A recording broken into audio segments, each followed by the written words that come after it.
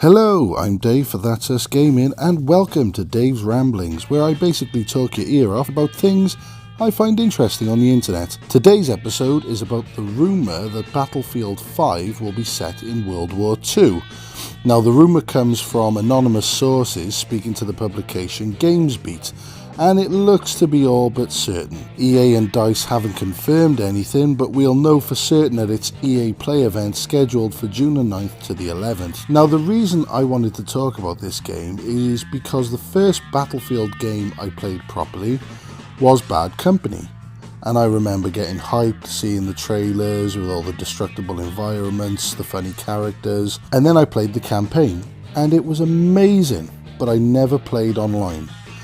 A few years later, I found out my friend was playing it religiously and decided to give it a go online, and realised it was the game I had been missing since Call of Duty 3. Call of Duty 3, now that was the original Call of Duty 3, not Black Ops 3, Modern Warfare 3, etc., was my favourite online Call of Duty game.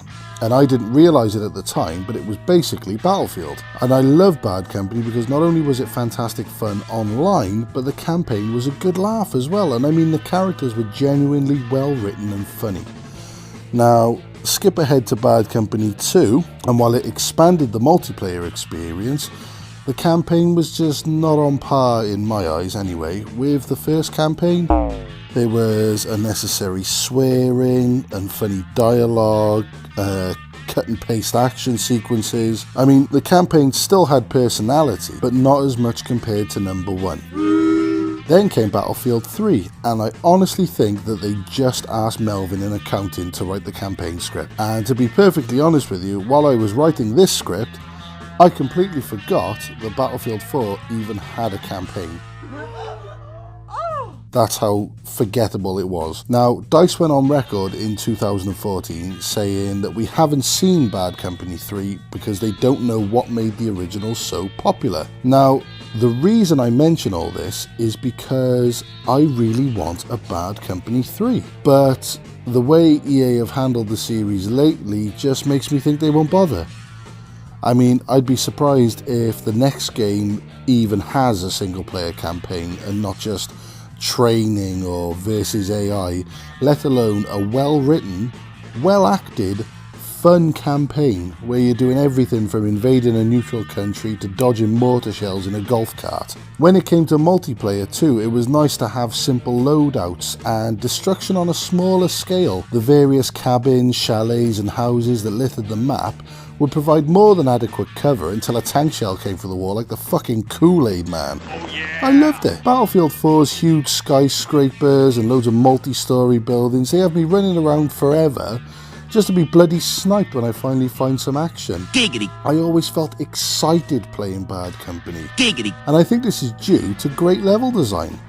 Battlefield 4's maps are good all-rounders, but none of them truly excel at any one game type, whereas Bad Company even had some exclusive maps for certain game types, so at least you knew they were tailored specifically for the game type you were playing. Then, let's talk DLC. How epic was Vietnam? Not just a few maps, or a few maps in the dark, thank you Battlefield 4, this fucker was a new era, complete with new guns, skins, and even authentic 60s songs. How can you forget hopping your ass in a tank and hearing Fortunate Son playing? It was a fair bit of money at the time, but you almost felt like you were getting a whole new game from it. It even had its own menu on the main Battlefield Bad Company 2 menu. Now, a lot of my favourite online moments are from Bad Company 1 and 2, and I'd love to see a return.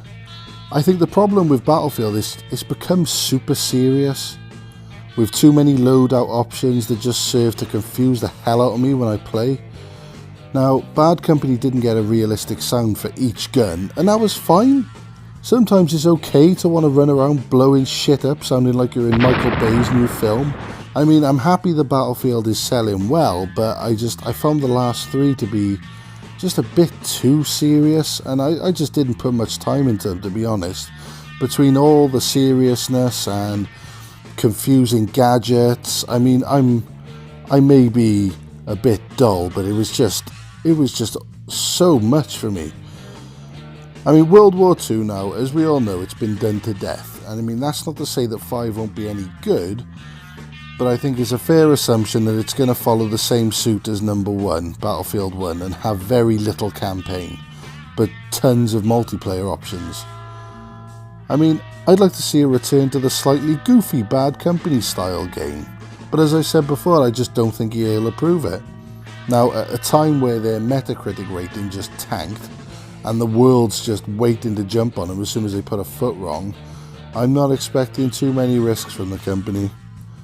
Now, World War II is probably the safe option for them because it looks like a natural progression from Battlefield 1, and people who loved the game's roots will be happy it's revisited them.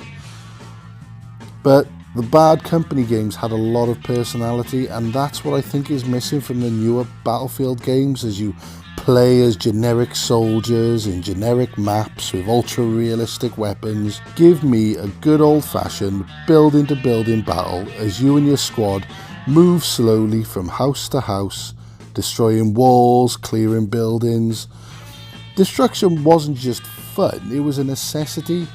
Sniper in the top window, one underslung grenade launcher later and he's either dead or there's a giant hole where his vantage point used to be. Now, I don't really have too much more to say about the game other than, quite frankly, I miss what Battlefield used to be before it got super serious, which was an exciting team shooter, which could be as cerebral as you wanted to make it. Like all the best games, this was a game that didn't punish you for certain playstyles. If you were a sneaky fucker, you could sneak into a building, hunt for snipers with your knife. If you were a pyromaniac, you could blow up the wall in front of you. I mean, there might even be a sneaky fucker in there. But I would always be medic. I would always be medic, and I'd be helping whoever was with me, even if they didn't want to. I'll never forget one time I was being screamed at because I just kept reviving somebody who was completely out of ammo, just absolutely useless. But hey, I could do with the points. But I mean, Luke from That's Us Gaming, he used to play as Lone Wolf with a shotgun, and he just used to point blank anyone who walked in his crosshairs. But I think what I'm getting at is, despite not having the customization options of 4, everyone had their own play style.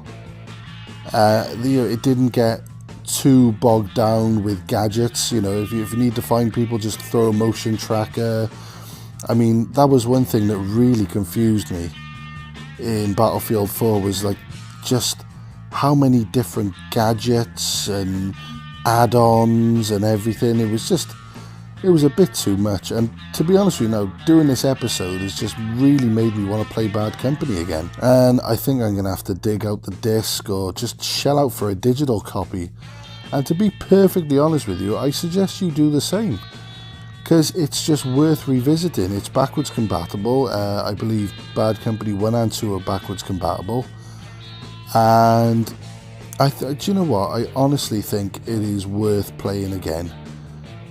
I just got so many great memories of that game, and I've been waiting for Bad Company 3 for so long. But as I say, I just don't think we'll ever see it. And even if we did see it, I think it would just... It would still be in that super serious sort of Battlefield way that will just... I think it would just put a downer on the whole thing, to be honest with you. But yeah, once again, thank you very much for watching. And don't forget to like, share, subscribe. It means a lot to us on the channel. And let me know if you've got any suggestions, or if you agree or disagree with me. I'd love to hear people's opinions. I will always try and comment where I can. But if you've got any suggestions for future episodes, let me know in the comments. Thank you very much for watching. Bye.